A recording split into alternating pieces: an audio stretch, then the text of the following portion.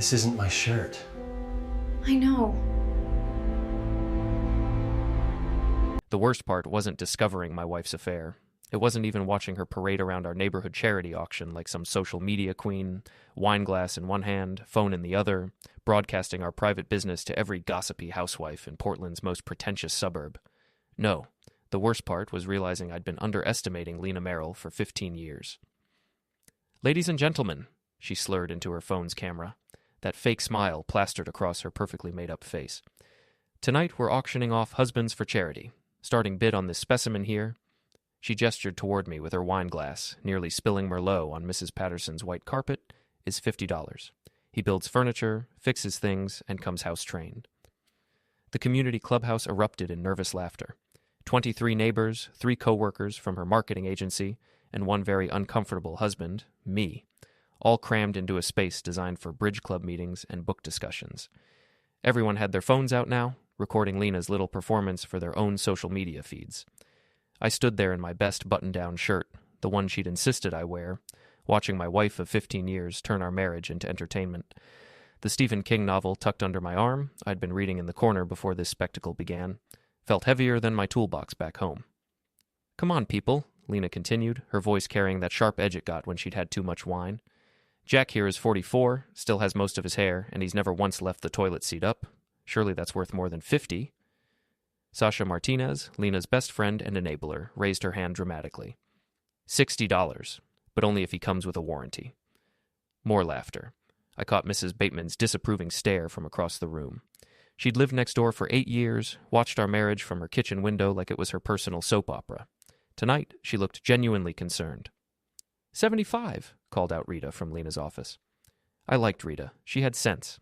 Unlike most of Lena's crowd, Lena was loving this. Her cheeks flushed pink from wine and attention. She spun around to face her phone camera again. We're up to 75, folks. This is going live to my Instagram so all my followers can see what passes for husband material in Maine. That's when I realized she'd made a mistake. A big one. See, Lena thought she was embarrassing me. She thought I'd stand there, red-faced and stammering, while she got her laughs at my expense. She thought she was the clever one, the social butterfly with her finger on the pulse of our little suburban kingdom. She thought wrong. I walked over, calm as you please, and held out my hand. Mind if I borrow that for a second? Lena blinked, confused but too tipsy to object. She handed me her phone. I cleared my throat and addressed her camera.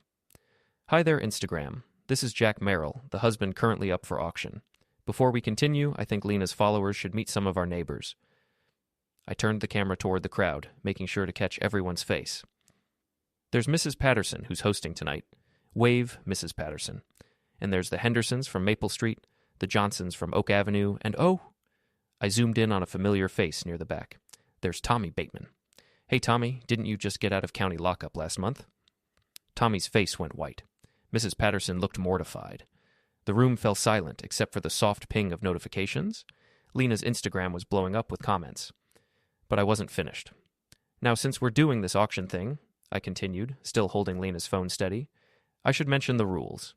See, my wife here thinks this is all in good fun, but Tommy there just slapped a $100 bill on Mrs. Patterson's coffee table. Cash money, isn't that right, Tommy? Tommy Bateman, 42 years old, 3 arrests for public intoxication, and known throughout our neighborhood for his collection of garden gnomes arranged in compromising positions, nodded eagerly. That's right, Jack. I got cash right here. When do I pick you up? The silence stretched like taffy. Lena's mouth opened and closed like a fish gasping for air. Her Instagram comments were going crazy. I could see the notifications piling up on her screen. Well, I said, handing the phone back to my wife, looks like you've got yourself a sale, honey. Tommy, I'll need a ride home from wherever this evening takes us. Hope you've got room in that van of yours. Before we dive deeper into this story, I have one small request. Please subscribe, drop a like, comment, and hit that hype button to boost this channel so more people can discover these incredible Reddit stories. Lena snatched her phone back, her face cycling through confusion, anger, and dawning horror. Jack, this was just... I didn't mean... Oh, but you did mean it, I said quietly, just loud enough for her camera to pick up. You meant every word. The question is, what else have you meant lately? I reached into my wallet, pulled out what looked like her credit card, and handed it to her. Here, sweetheart. Why don't you order us some pizza for the crowd? My treat. She took the card automatically, muscle memory from 15 years of marriage. I watched her face as she tried to process what had just happened, tried to figure out how her little joke had turned into this mess. What she didn't realize, what she couldn't have known, was that the card I just handed her was the one I'd canceled that afternoon. The one I'd replaced with an identical-looking decoy after I'd found those text messages on her laptop. The text messages from Trent Collins, her boss's wealthy friend, the man she'd been meeting every Tuesday and Thursday for the past 3 months while I was supposedly at my workshop, building custom furniture for clients who appreciated craftsmanship. Lena pulled out her phone, probably to order food through one of those delivery apps she loved so much. I watched her enter the card information, hit submit, and wait for confirmation. The decline notification popped up immediately. She tried again. Same result. "Having trouble, honey?" I asked, loud enough for everyone to hear. Her face went from pink to red to pale white in the space of 10 seconds. She looked at the card, then at her phone, then at me. That's when I knew I had her. 3 days later, I was sitting in my workshop behind our house, surrounded by half-finished furniture projects and the smell of sawdust, reading through 2 months of Lena's private messages. My laptop, an old thing I used for invoicing clients, hummed quietly on my workbench while Lena's sleek MacBook lay open beside it, displaying conversations that made my stomach turn. Not from jealousy, from disgust at how stupid they both were. "Can't wait to see you Thursday," Trent had written just last week. "Hotel room is booked. Bring that red thing you wore last time." Lena's response: "Only if you promise to help me figure out what to do about Jack. He's becoming such a burden. I need someone with real ambition." A burden. 15 years of marriage, and I was a burden. I scrolled through more messages, taking screenshots and saving them to a folder I'd labeled insurance. Trent Collins, 41 years old, divorced, drove a BMW that cost more than most people's houses. He owned 3 restaurants in downtown Portland and thought that made him some kind of big shot. His messages to my wife read like a teenager's diary, all bragging about his money and complaining about his ex-wife's alimony payments. "Jack has no idea how to treat a woman like you," he'd written in February. "You deserve someone who understands your potential." My potential. Right. The workshop door creaked open, and I quickly minimized the laptop screen. Lena stepped inside, wearing her yoga outfit, the expensive kind that cost more than my power tools.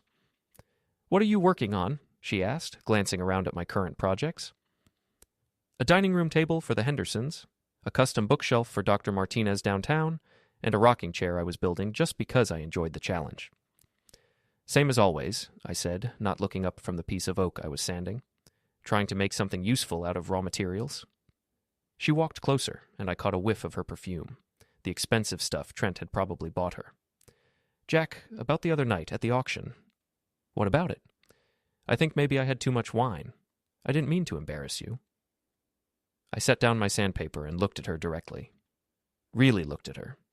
Lena was still attractive at 41. She worked hard to stay that way, with her gym membership and her monthly salon appointments and her careful attention to fashion. But standing there in my workshop, surrounded by things I'd built with my hands, she looked as fake as a piece of particle board painted to look like hardwood. "Embarrass me?" I said. "Lena, you put me up for auction and broadcast it to the internet. Tommy Bateman offered to buy me like a piece of furniture. If that's not embarrassing, I don't know what is." She had the grace to look ashamed. I know, it got out of hand. "But you have to admit, the way you handled it was pretty clever. Everyone's still talking about it." Everyone was talking about it. Mrs. Bateman had mentioned it when I'd gotten the mail yesterday. Rita had texted me a laughing emoji. Even Jared down at the auto shop had heard about it from his wife. "Clever," I repeated. "Is that what we're calling it?" "Well, yes. I mean, you turned the whole thing around. Made me look like the fool instead of you." There it was. The real problem. Not that she'd humiliated me in front of our neighbors, but that I'd managed to humiliate her right back. In Lena's world, image was everything. Being made to look foolish was worse than being caught in a lie. "Speaking of looking foolish," I said, "how's your credit card working these days?" Her face tightened. "Fine. Why?" "Just wondering. You seemed to have trouble ordering that pizza the other night." "The app was glitching. It happens sometimes." I nodded and went back to my sanding. "Sure it does." After she left, I opened her laptop again and continued reading. The messages got worse the deeper I went. Trent wasn't just sleeping with my wife. He was actively encouraging her to leave me. More than that, he was helping her plan it. "You should talk to my lawyer," he'd written 3 weeks ago. "He specializes in divorce cases, knows how to protect assets." "What about the house?" Lena had replied. "Maine is an equitable distribution state. You'll get your fair share, probably more if we can prove he's been hiding income from his furniture business. Hiding income. I'd never hidden a penny in my life. Every dollar I earned went into our joint account. Every expense was documented. But apparently, in Trent's world, all small business owners were crooks. The conversation continued. Besides, once we're together, money won't be an issue. I can take care of you properly. I know you can. I just want to make sure I don't lose everything when I leave him. Leave him. Not if I leave him or when we separate. When I leave him, like it was already decided. I sat back in my chair and looked around my workshop. 15 years of marriage, and she was planning to leave me for a restaurant owner who thought buying expensive perfume counted as romance. 15 years of shared meals, shared bills, shared dreams, and I was just burdened to be discarded. My phone buzzed. Text message from Jared. Beer tonight? Got some gossip about your auction performance. I typed back, Sure. The Anchor at 7? See you there? The Anchor was our neighborhood dive bar, the kind of place where working men went to complain about their wives and their jobs and their aching backs. It wasn't fancy like the wine bars Lena preferred, but it was honest. The beer was cold, the bartender minded his own business, and nobody pretended to be something they weren't. I spent the rest of the afternoon reading through Lena's messages and planning my next move. She thought I was Burden? Fine. Let her find out what happened when Burden started moving.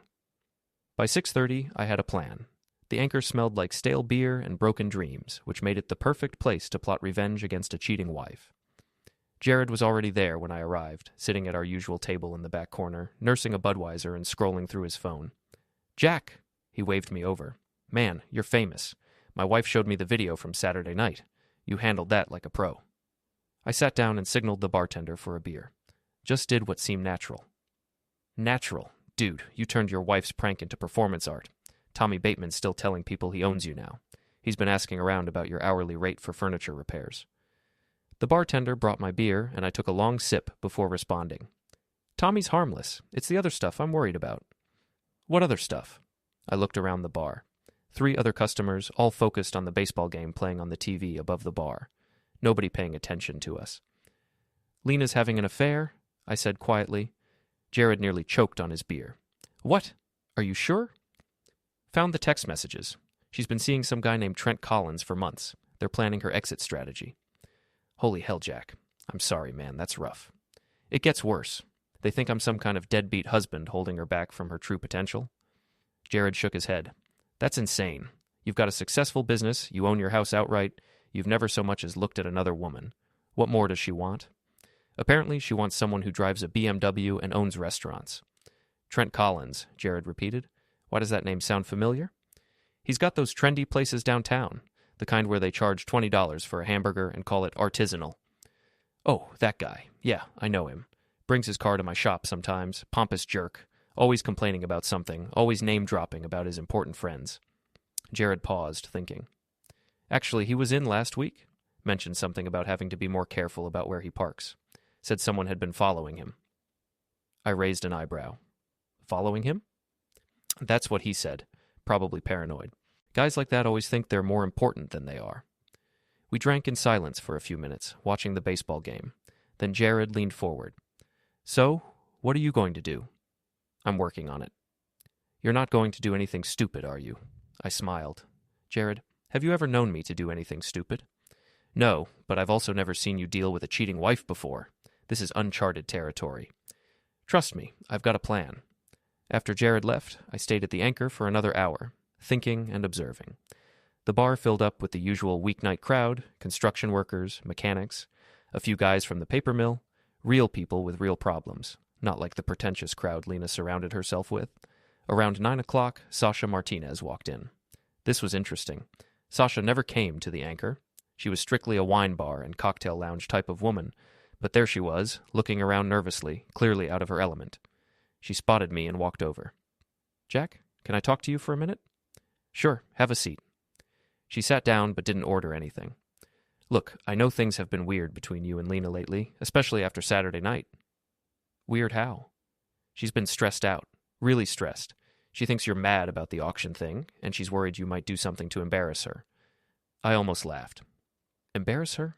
Sasha, she put me up for auction and broadcast it to the internet. How exactly would I embarrass her? I don't know. She's just paranoid, I guess. She asked me to talk to you, woman to woman, to make sure you weren't planning anything. Woman to woman? Sasha blushed. You know what I mean. Friend to friend, neighbor to neighbor. I studied her face. Sasha had always been Lena's closest confidant, the friend who enabled her worst impulses and cheered her on when she made poor decisions. If Lena was worried enough to send Sasha to talk to me, that meant my little credit card trick had rattled her more than she'd let on. Tell you what, I said. You can tell Lena that I'm not planning anything dramatic. I'm just a simple furniture maker who wants to get along with his neighbors. Really? Really. In fact, why don't you tell her I'm planning something nice for her? A surprise. Sasha brightened. What kind of surprise? If I told you, it wouldn't be a surprise, would it? After Sasha left, I finished my beer and walked home through our quiet neighborhood. Most of the houses were dark, their occupants settled in for the night, probably watching Netflix or reading books or having normal conversations with their spouses. Not like the conversation I was about to have with Lena. She was in our bedroom when I got home, sitting up in bed with her laptop open, typing furiously, probably texting Trent about her spy mission to the Anchor. How was your evening? She asked without looking up. Productive. Had a beer with Jared, ran into Sasha. Her fingers stopped moving on the keyboard. Oh, what did Sasha want? Just checking up on me, making sure I wasn't planning to embarrass you again. Now she looked up. And I told her not to worry. I'm planning something much better than embarrassment. What's that supposed to mean? I started getting ready for bed, taking my time with each task. Brushing my teeth, changing into pajamas, setting my alarm for the next morning. Normal, domestic activities that felt surreal given what I now knew about my marriage. It means, I said finally, that I think it's time we had an honest conversation about our relationship. Lena closed her laptop. What kind of conversation? The kind where we stop pretending everything is fine. Jack, I don't know what you're talking about. Sure you do. You know exactly what I'm talking about. I got into bed and turned off my bedside lamp. In the darkness, I could hear Lena's breathing, quick and shallow. She was scared, and she should be, because tomorrow the real game would begin. Thursday morning, I did something I'd never done in 15 years of marriage. I followed my wife, not in some dramatic movie-style car chase. Nothing that obvious. I simply used the Find My Phone feature I'd quietly activated on her device 3 days earlier, then drove to downtown Portland and positioned myself where I could observe without being seen. Lena thought she was meeting Trent at their usual hotel. What she didn't know was that I'd called the hotel that morning, posing as Trent, and canceled their reservation. A simple thing, really. I'd gotten the confirmation number from one of their text messages, called the front desk, and explained that Mr. Collins needed to cancel due to a family emergency. I parked across the street from the hotel and waited. At 2:15, Lena's silver sedan pulled into the parking lot. She sat in her car for a few minutes, probably texting Trent, then got out and walked toward the hotel entrance.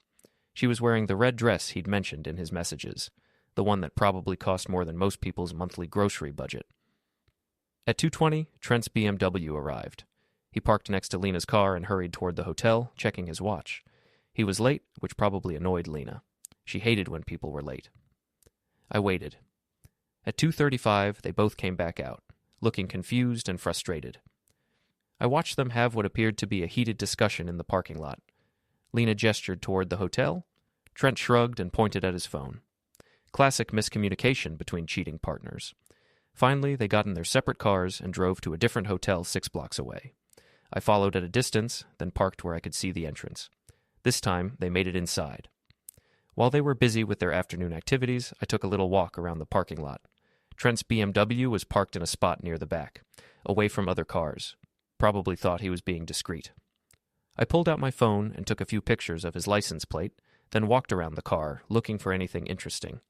The doors were locked, of course, but the windows were slightly tinted, making it hard to see inside clearly. That's when I noticed something useful, a small magnetic box stuck under the rear bumper. A hide-a-key, the kind paranoid people use when they're worried about getting locked out. I pocketed the key and walked back to my truck. An hour later, Lena and Trent emerged from the hotel. They kissed goodbye in the parking lot. Nothing too passionate, more like a business transaction than a romantic affair. Then they got in their cars and drove away in opposite directions. I waited another 10 minutes, then walked back to where Trent's BMW had been parked. He was gone, but I had his spare key, and I knew where he lived. That evening, I drove to Trent's neighborhood, one of those new developments where every house looked the same and cost twice what it was worth. His BMW was in the driveway of a large colonial with perfect landscaping and security system stickers on the windows. I parked 2 blocks away and walked back, carrying a small paper bag. Using Trent's spare key, I unlocked his car and slipped inside. The interior smelled like expensive cologne and leather conditioner. Everything was pristine, from the spotless dashboard to the perfectly organized center console. I opened my paper bag and pulled out a can of tuna fish. Not just any tuna fish. This particular can had been sitting in my workshop for 3 weeks, forgotten in the heat and humidity until it had developed a distinctly unpleasant aroma. I'd opened it that afternoon and let it sit in the sun for a few more hours, just to make sure it had reached peak ripeness. I poured the contents under Trent's driver's seat, making sure to get some of the liquid into the carpet and seat mechanisms where it would be hard to clean. Then I rolled down all the windows slightly, just enough to let air circulate, but not enough to be obvious. By tomorrow afternoon, Trent's luxury car would smell like a fishing boat that had been abandoned in the sun. I locked the car, replaced the key in its magnetic box, and walked back to my truck. On the drive home, I called Jared. "Hey, it's Jack. You know that thing we talked about yesterday? I'm going to need some help with a project." What kind of project?" "The kind that requires your expertise with automotive systems." "Jack, please tell me you're not planning to mess with someone's car." "I'm not planning to mess with someone's car." "Good. I'm planning to improve it." Jared sighed. "This is about the affair, isn't it?" "This is about justice." "There's a difference?" "Sometimes." The next morning, Lena was unusually quiet at breakfast. She kept checking her phone, probably waiting for messages from Trent. When her phone finally buzzed, she grabbed it eagerly, then frowned. "Problem?" I asked, not looking up from my newspaper. "No, just work stuff." But it wasn't work stuff. I could see the message preview on her screen. "Car smells terrible. Can't figure out what happened. Might need to cancel lunch." I hid my smile behind the sports section. "You seem happy this morning," Lena observed. "Just looking forward to the weekend. I'm thinking we should do something special. Maybe invite some friends over." "What kind of friends?" "Oh, you know, the usual crowd. Maybe we could have another auction." Lena nearly dropped her coffee cup. "Another auction?" "Sure. It was such a hit last time. I bet people are still talking about it." They were still talking about it. Mrs. Bateman had mentioned it again yesterday when I'd helped her carry groceries from her car. Rita had sent me another text about it. Even the mailman had made a joke about it. "I don't think that's a good idea," Lena said quickly. "Why not? You seemed to enjoy yourself last time." "That was different. That was spontaneous." "So we'll make this one spontaneous, too." Lena's phone buzzed again. Another message from Trent. Probably more complaints about his car. She read it, and her frown deepened. "Everything okay?" I asked. "Fine. Just fine." But everything wasn't fine, and we both knew it. The game had started, and I was already 3 moves ahead. By Saturday, Trent's car situation had escalated from annoying to desperate. I knew this because Lena spent most of Friday evening on her phone, having hushed conversations in the other room. The few fragments I caught were telling. "Can't you just get it detailed?" "What do you mean, they can't find the source?" "Well, where are we supposed to meet now?" Their carefully orchestrated affair was hitting its first major obstacle, and I was just getting started. Saturday morning, I drove to the community center where our neighborhood association held its monthly meetings. Mrs. Patterson, still embarrassed about the auction incident at her house, was setting up folding chairs in the main room. "Jack," she said, looking nervous, "I didn't expect to see you here." "Wouldn't miss it. I've got some ideas for community activities." "Oh, well, that's wonderful." The meeting was the usual mix of complaints about street maintenance, arguments about the annual block party budget, and updates on the Neighborhood Watch program. About 20 people showed up, including Mrs. Bateman, the Hendersons, and several other families from our street. When they opened the floor for new business, I stood up. "I'd like to propose a charity fundraiser," I said. "Something fun that brings the community together." Mrs. Patterson looked worried. "What kind of fundraiser?" "A talent auction. People volunteer to offer services, lawn care, house cleaning, furniture repair, that sort of thing. We auction off the services and donate the proceeds to charity." The idea got enthusiastic support. Everyone loved the concept of helping charity while showing off their skills. Mrs. Henderson volunteered to organize it, and they scheduled it for the following Saturday evening. "Excellent," I said. "I'll make sure to tell Lena about it. I'm sure she'll want to participate." After the meeting, I stopped by Jared's auto shop. He was working on a transmission rebuild, his hands covered in grease, classic rock playing from a radio in the corner. "How's your project going?" he asked without looking up from his work. "Phase 1 is complete, ready for Phase 2. Do I want to know what Phase 2 involves? Probably not. Jared wiped his hands on a rag and turned to face me. Jack, I've known you for 12 years. You're one of the most level-headed guys I know. But this situation with Lena, it's got you acting different. Different how? Calculating, like you're planning something big. Maybe I am. Just promise me you won't do anything that lands you in jail. Jared, everything I'm doing is perfectly legal. That's not the same thing as smart. Sometimes smart and legal are the same thing. I left the shop and drove to downtown Portland, parking near one of Trent's restaurants. It was lunchtime, and the place was busy with the kind of customers who thought paying $30 for a salad made them sophisticated. I walked in and asked to speak with the manager. I'm sorry, Mr. Collins isn't in today, the hostess said. He's dealing with some kind of transportation issue. Can someone else help you? Actually, I was hoping to surprise him. I'm a friend of his, and I heard about his car trouble. I run a detail shop, and I thought maybe I could help. The hostess brightened. Oh, that would be wonderful. He's been so frustrated about it. He's at the BMW dealership right now, trying to get it fixed. Which dealership? The one on Forest Avenue, I think. I thanked her and drove to the BMW dealership. Sure enough, Trent's car was in the service bay, with 2 technicians working on it. Through the window, I could see them pulling up floor mats and examining the interior. Trent himself was in the customer waiting area, looking frustrated and checking his phone constantly, probably trying to reschedule his meetings with my wife. I didn't go inside. Instead, I drove home and started preparing for Phase 2. That evening, Lena was more agitated than usual. She kept pacing around the house, checking her phone, starting conversations, and then abandoning them halfway through. You seem restless, I observed. Just thinking about work stuff. Anything I can help with? No, it's complicated. Business strategy things. I nodded sympathetically. Well, if you need to talk it through, I'm here. Sometimes an outside perspective helps. Thanks, but I'll figure it out. Around 9 o'clock, her phone rang. She answered it immediately and walked into the other room, but our house wasn't that big. I could hear most of the conversation. How much is it going to cost? 3 days? But we had plans. I know it's not your fault, but this is really inconvenient. Fine. We'll figure something else out. When she came back, she looked defeated. Bad news? I asked. Just work complications. A client is having problems, and it's affecting our timeline. That's too bad. Maybe things will work out better than expected. Maybe. But I knew they wouldn't work out better. They were going to get much, much worse, because Phase 2 was just beginning, and Lena had no idea what was coming next. Sunday morning, I got up early and drove to the office building where Lena's marketing agency was located. It was a modern glass structure in the business district, the kind of place where people wore expensive suits and held important meetings about unimportant things. The building was mostly empty on Sunday, but I knew the security code. Lena had used the same 4 digits for everything for as long as I'd known her. Her birthday, month, and day. I took the elevator to the 3rd floor and walked to Lena's agency. Another code, another easy entry. Lena really needed to work on her security habits.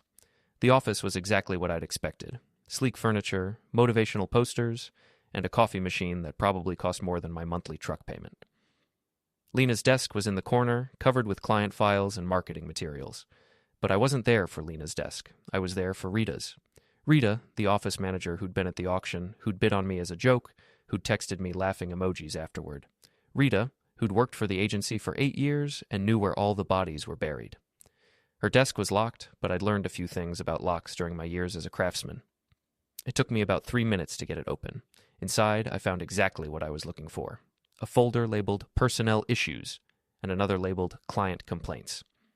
Rita was the kind of person who documented everything, and her files were meticulous. I spent an hour photographing documents with my phone, complaints about Lena's attitude toward clients, reports of missed deadlines and cost overruns on projects she'd managed, a formal reprimand from 6 months ago about inappropriate use of company resources. But the most interesting document was a memo Rita had written but apparently never sent, dated just 2 weeks ago. Ongoing concerns about L. Merrill's frequent absences and declining performance. Recommend formal review process. I put everything back exactly as I'd found it, locked Rita's desk, and left the building. On the drive home, I called Mrs. Henderson. Jack, how nice to hear from you. Are you calling about the talent auction? Actually, yes. I wanted to make sure we had enough publicity for it. This kind of event only works if we get good community participation. Oh, don't worry about that. I've already started calling people. and Sasha Martinez suggested we live stream it on social media like that fun auction at Mrs. Patterson's house. Perfect. Exactly what I'd hoped she'd say. That's a great idea. The more people who see it, the better. I'm so glad you suggested this, Jack. It's going to be wonderful. It was going to be wonderful, just not in the way Mrs. Henderson expected. Wednesday evening, Trent finally got his car back from the dealership. I knew this because Lena's mood improved dramatically, and she started making those hushed phone calls again. Their affair was back on track, which meant my timeline was perfect. Thursday afternoon, while they were at their rescheduled hotel meeting, I made my final preparations. The talent auction was scheduled for Saturday evening at the community center. Mrs. Henderson had done excellent work promoting it.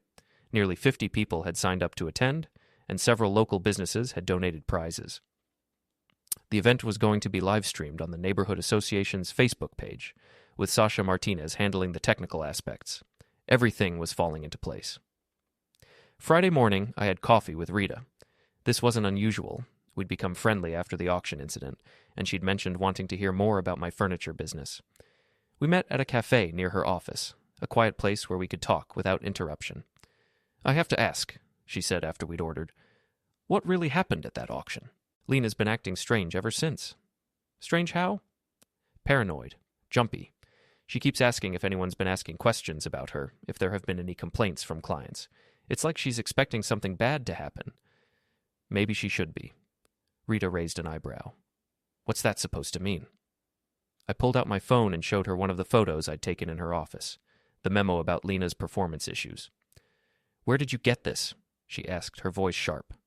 Does it matter? The question is, what are you going to do about it? Rita studied the photo, then looked at me with new respect. You're not as simple as you pretend to be, are you? I'm a craftsman, Rita. I know how to build things, and I know how to take them apart. What do you want?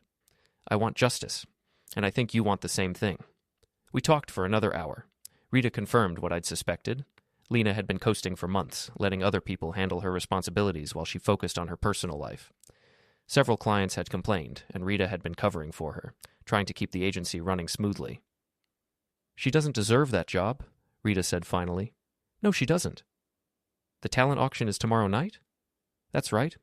And it's being live-streamed? To the entire Neighborhood Association Facebook page, plus whoever else decides to share it. Rita smiled. I'll be there. Saturday evening arrived with perfect weather. Clear skies, comfortable temperature, the kind of evening that brought people out of their houses and into the community. The center was packed, with folding chairs arranged in rows and a makeshift stage at the front. Mrs. Henderson had done an amazing job organizing everything. There was a registration table, a refreshment station, and even a professional-looking banner announcing the first annual Neighborhood Talent Auction. Lena arrived fashionably late, wearing a designer dress and her brightest social smile. She'd spent extra time on her makeup and hair, probably planning to use the live stream as another opportunity for self-promotion. Jack, she said, kissing my cheek for the cameras. This was such a wonderful idea. I'm so proud of you for organizing it. I hadn't organized it, but I didn't correct her. Let her think she understood what was happening. Sasha had set up her phone and laptop for the live stream, and people were already commenting on the Facebook page. The viewer count was climbing. 50 people, then 100, then more as people shared the link. The auction started with safe, predictable offerings. Mr. Johnson volunteered to paint house numbers on mailboxes. Mrs. Patterson offered to bake custom birthday cakes. Dr. Martinez bid on lawn care services from the Henderson boy.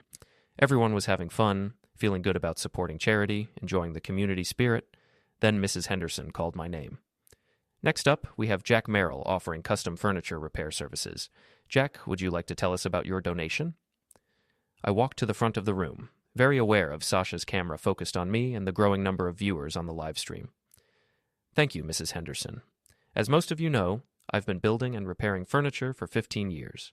I take pride in my craftsmanship, and I believe in the value of fixing things that are broken rather than throwing them away. Polite applause from the audience.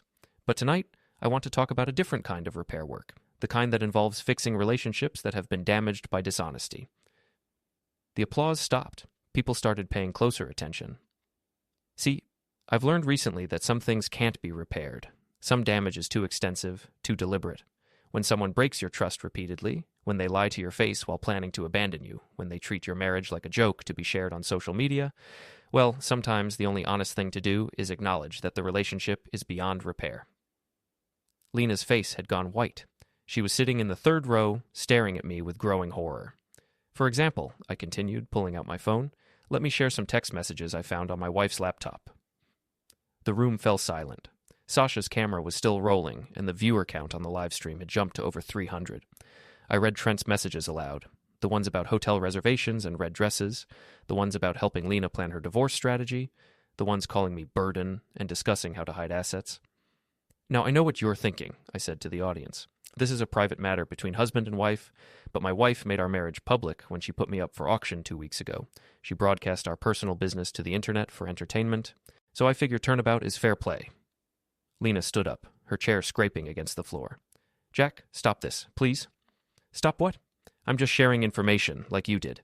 Speaking of sharing information, I nodded to Rita, who was sitting near the back of the room. She stood up and walked toward the front, carrying a folder. This is Rita, Lena's office manager. Rita, would you like to tell everyone about Lena's work performance lately? Rita took the microphone. I've been documenting Lena's declining performance for months. Missed deadlines, client complaints, frequent unexplained absences. The agency has been covering for her, but we can't continue to do that indefinitely. The live stream viewer count hit 500. Comments were pouring in faster than anyone could read them. Lena tried to leave, but the room was packed, and she'd have to push past dozens of people to reach the exit. She was trapped, just like I'd been trapped at her auction. Now, I continued, let's talk about the auction itself. The bidding for my furniture services will start at $1, and all proceeds go to charity. But I want to add a special bonus. I pulled out a manila envelope. Whoever wins the auction gets these photos of Trent Collins' car at various hotels around Portland, along with documentation of his affair with my wife. I figure someone might find them useful. The bidding was enthusiastic. Mrs. Bateman bid $5. Dr. Martinez went to $10. Rita jumped to $25. But the winning bid came from an unexpected source. Tommy Bateman, who'd been sitting quietly in the back row. $100, he called out. And I want those photos. Sold, Mrs. Henderson announced, looking stunned. Tommy walked to the front of the room and handed me 5 $20 bills. I gave him the envelope and shook his hand. Pleasure doing business with you, Tommy. The live stream had over 800 viewers now. The comments section was going crazy. People were sharing the link, tagging their friends, creating a viral moment that would follow Lena for years. She finally managed to push her way to the exit, Sasha trailing behind her with the camera still rolling. Through the community center's windows, I could see her in the parking lot, making frantic phone calls, probably calling Trent. Good luck with that. I'd sent him copies of all the photos an hour ago, along with a note explaining that his affair was about to become very public knowledge. Mrs. Henderson took back the microphone, looking shell-shocked. Well, that was unexpected. Should we continue with the auction? Absolutely, I said. This is supposed to be fun, right? The rest of the evening proceeded normally, except for the constant buzz of people checking their phones and whispering about what they'd just witnessed. The live stream stayed active, with viewers commenting and sharing their reactions. By the time the auction ended, the video had been viewed over 2,000 times and shared across multiple social media platforms. Lena's humiliation was complete, public, and permanent. I helped Mrs. Henderson clean up afterward, stacking chairs and collecting the charity money we'd raised. It had been a successful evening by any measure. Jack, she said as we finished, I hope you know what you're doing. I know exactly what I'm doing. And what's that? Getting my life back. I drove home through the quiet neighborhood streets, past houses where people were probably still talking about what they'd witnessed, still sharing the video, still spreading the story of Jack Merrill's revenge. Lena's car wasn't in our driveway. Her clothes were gone from our bedroom closet. She'd left a note on the kitchen table. I'm staying with Sasha until we can figure this out. There was nothing to figure out. Our marriage was over, ended not by lawyers or mediators or counseling sessions, but by a public accounting of her betrayal. She'd wanted to make our relationship into entertainment, and I'd given her exactly what she'd asked for. I sat in my workshop until late that night, surrounded by the furniture I'd built with my own hands, listening to the silence of a house that was finally honest. Tomorrow, there would be consequences. Lawyers, probably. Divorce papers. Division of assets. All the messy, practical details of ending a 15-year marriage. But tonight, there was just the satisfaction of a job well done. I'd taken something broken and handled it the only way I knew how, with precision, patience, and the kind of craftsmanship that left no doubt about the quality of the work. Going once, going twice, gone. And so was she.